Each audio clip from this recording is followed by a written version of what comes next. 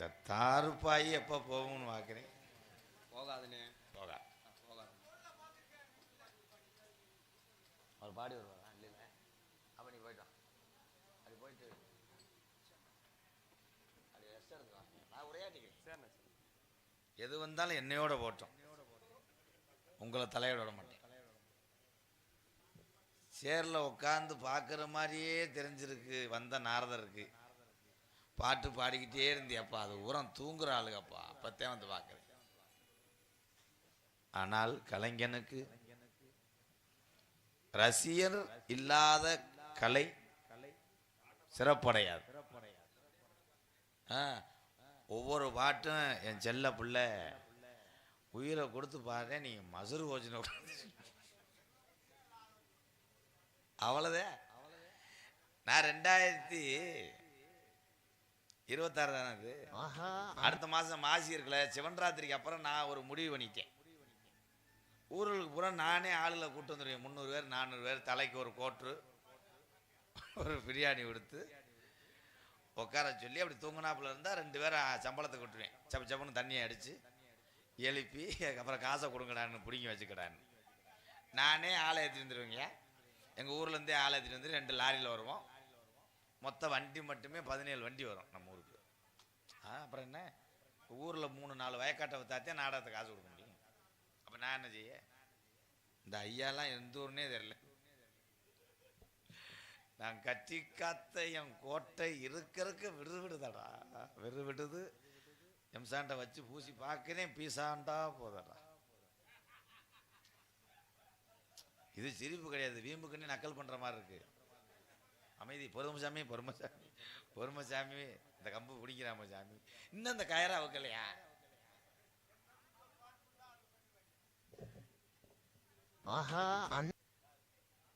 அங்கன்னு உட்காந்துருக்கல, என்னத்தா தாப்பெல்லாம் குச்சி விளையாடுறீங்களா? ஒட்டி வாங்கத்தா, உங்க மொத்த பார்த்துட்டாது செத்த சிரிக்க வச்சுட்டு கிளம்புறேன், அவ்வளோதான்.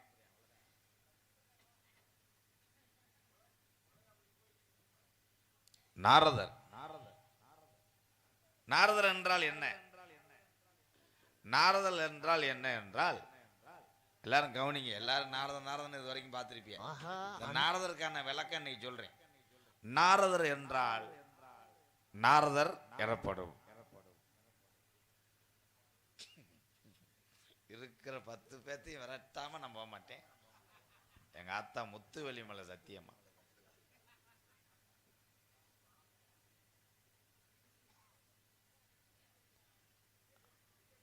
நாவை ரதம் போல் செலுத்துவர் தான் நாரதர். என்னக்கா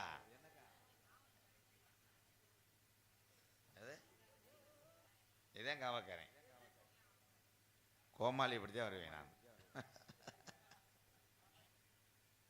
நான் சந்திக்காத நாரதரே கிடையாது. எத்தனை பேர்த்த சந்திச்சிருக்கேன். வந்து 21 வருஷம் ஆச்சு. பள்ளி திருமண நாடகத்தில் முத நான் சந்திச்ச நாரதர் யாருன்னா, வருச்சூர் பழனியப்பனை சந்திச்ச வேணாம். பரவாயில்ல, நீ ஒரு ஆள் சுதாரிப்பா இருந்திருக்க, வெரி குட்னே.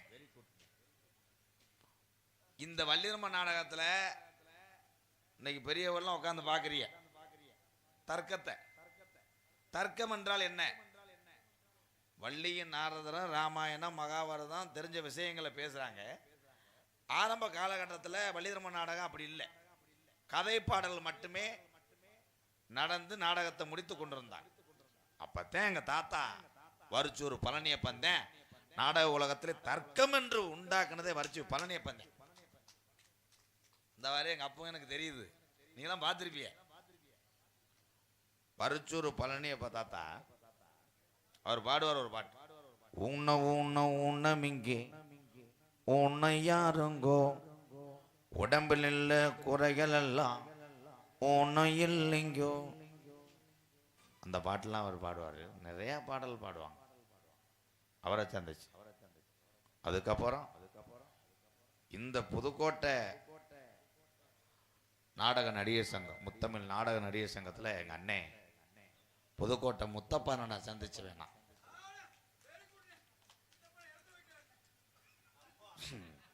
குடத்தை உடைச்சிட்டியே. முத்தப்பா அண்ணன்ட்ட என்ன சிறப்புனா, எல்லாருமே ஒரு கேள்வி கேட்டால் ஒரு பதில் தான் சொல்லுவார். ஆனால் முத்தப்பா அண்ணன் ஒரு கேள்வி கேட்டால் 5 பதில் சொல்லக்கூடிய திறமை படைத்த ஒரு ஆள்னா அண்ணன் முத்தப்பா. யார் இன்னும் வாழ்ந்துக்கிட்டு இருக்காரு. வார் எம்புட்டு நாடகம் அதை கெடுத்ததே யாருன்னா நாடகம் பார்க்க வந்த ரசிகர் தான். கட்டிங் போறியான்னு சொல்லிட்டு கடைசியில் இந்த மசையை எங்கிட்ட சாண பூதியோட ஆக்கிடுவார். முத்தப்பா அண்ணே சங்கத்தை விட்டுலாம் நீக்கிட்டாங்க. முத்தப்பா அண்ணன் சங்கத்தை விட்டு நீக்கும் போது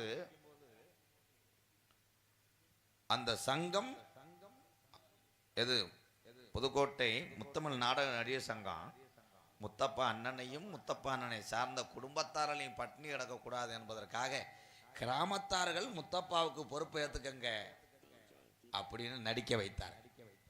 இன்னைக்கு நாடகம் இங்கே நடிக்கிறாருன்னா இந்த மாதிரி கார் வந்து நிற்கும், அடுத்த ஊருக்கு கூட்டு போக முத்தப்பா அண்ணனுக்கு. நாடக உலகத்திலே மது போதைகள் இருந்தாலும் இந்த நாற்காலியை போட்டு உட்காந்துக்கிட்டே நடித்த ஒரே கலைஞன்னா எங்கள் அண்ணன் முத்தப்பா தவிர எவனுக்கு. அப்படியேப்பட்ட முத்தப்பாவை நான் சந்திச்சேன். அதுக்கப்புறம் எங்கள் சித்தப்பா உங்களுக்கு தெரியும், புரட்டா சூரி அண்ணன் திரைப்பட நடிகை தெரியுமில்ல எல்லாத்துக்கும். புரட்டா சூரி அவருடைய மாமா மதுரை அஞ்சரைக்கட்ட ஆறுமுகம். எங்கள் சித்தப்பா பாடினார்னா சீர்காழியுடைய எதிரொலி மாதிரியே இருக்கும். அவ்வளோ ஒரு சிறப்புமிக்க ஒரு பாடகன், ஒரு பேச்சாளர். மதுரை பி ஆறுமுகம் சித்தப்பாவை சந்திச்ச வேணாம். அதுக்கப்புறம் தமிழ் உச்சரிப்போடு பேசுவார். அள்ளிநகர ஆதி நாராயணன் நாரதர் அவரை சந்திச்சோம். அதுக்கப்புறம் மைசெட்டிலே பாடுகின்ற பொழுது மைசெட்டுக்காரவெல்லாம் மிரண்ட ஒரே ஒரு நாரதர்னா கோதமங்கலம் முத்துச்சிருப்பு. மைசெட்டு லேசுவாஜா இருந்துச்சுன்னா அப்படியே புருன்னு டப்பு டப்புன்னு அடிக்கும்பா. இந்த பெட்டியிலே கட்டைக்கு மிஞ்சி பாடக்கூடிய ஒரே நாரதன் எங்கள் அண்ணன் முத்துச்சிருப்பி தான்.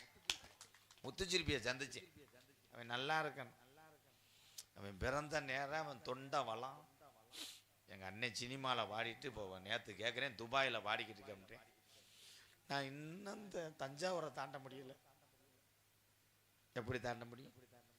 ஏமே காலே தூதே சத்ருகனே வலதுபுறம்.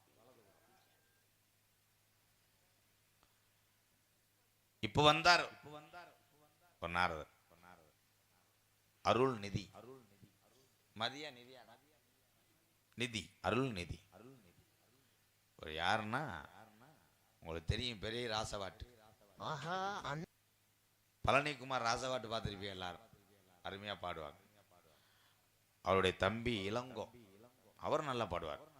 அவருடைய மகன்தான் இங்க வந்த அருள்நிதி. சின்னஞ்சிறு வயதில் படித்தும் வேற வேலைக்கு போயிருக்கலாம், அதெல்லாம் வேண்டாம். தந்தை எந்த கலையிலே வாழ்ந்து கொண்டிருக்கிறாரோ, என்னை வளர்த்தாரோ, படிக்க வைத்தாரோ, அதே கலையிலே நான் படித்தாலும் இந்த கலையிலே நாரதர் வேஷம் போட்டு பேரு வாங்குவேன் வந்த இந்த தம்பியை இந்த புண்ணிய பூமி சார்பாக எம்கேஆர் வாழ்த்துகள்.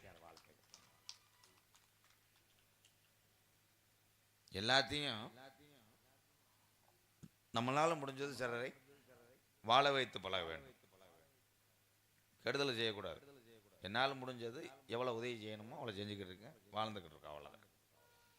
இவ்வளோ தூரத்துக்கு நாடக உலகத்திலே தினசரி நாடக ஆடி ஒரு அன்பாலையை வச்சு நடத்துறேன்னா அது காரணமே நான் முதலில் நன்றி சொல்வது என்னுடைய வாத்தியார் மணித்தேவர். அவர் இல்லை என்றால் நான் இல்லை.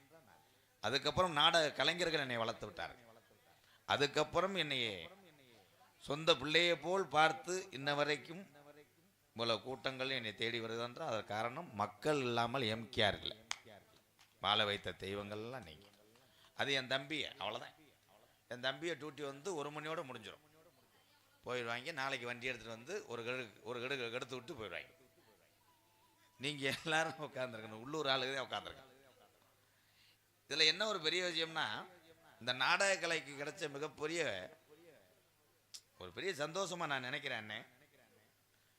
ஆரம்ப காலத்தில் கூட்டமே இல்லை, இப்போ இவ்வளோ கூட்டம் தேடி வருதுன்னா அது காரணமே பெரிய விஷயம். எல்லாரும் சொல்லுவாங்க எம்கேஆர் வர்றாரு கூட்டம் வருது, அது கிடையாது. நான் ஒரு ஆள் வந்தால் அந்த கூட்டம் வருமா? அத்தனை கலைஞர்கள் சேர்ந்தது தான் ஒரு நாடகம். அதற்கு நான் ஒரு தூண்டுகோலாக ஒரு துரும்பா இருக்கிறேன் நினைத்து நான் பெருமைப்படுறேன். இதே ஒண்ணு.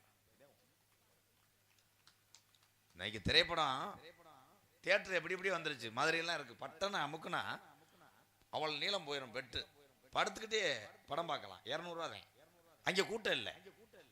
ஆனால் 60 கிலோமீட்டர் 70 கிலோமீட்டர் இந்த நாடகத்தை பார்ப்பதற்காக டூவீலர் வர்றாங்களே என்னுடைய அண்ணன் தம்பி, அவங்களுடைய பாதத்தை தொட்டு எம்கேஆர் வணக்கம்.